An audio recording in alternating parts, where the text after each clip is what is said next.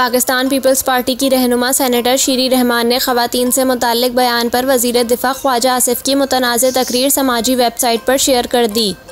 वज़ीर दिफ़ा ख्वाजा आसिफ ने 2 रोज़ कबल स्पीकर कौमी असम्बली राजा परवेज़ अशरफ की ज़ेर सदारत होने वाले पार्लियामेंट के मुश्तरका इजलास में पाकिस्तान तहरीक इंसाफ की ख़वातीन को खंडरात और बाक़ियात करार दिया था। ख्वाजा आसिफ की तकरीर के दौरान वफाकी वज़ीर बराए माहौलियात शीरी रहमान भी पार्लियामेंट में मौजूद थीं और सामने आने वाली वीडियो में देखा जा सकता है कि ख्वाजा आसिफ की तकरीर के दौरान शीरी रहमान मुस्कुरा रही हैं।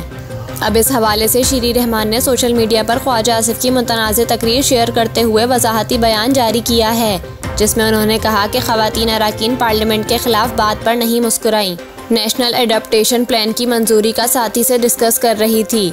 शीरी रहमान ने लिखा कि बात का सिर्फ आखिरी हिस्सा सुना, सोचा ये खुसूसन ख़वातीन के खिलाफ नहीं, ये एक दूसरे के खिलाफ सियासी मैच है।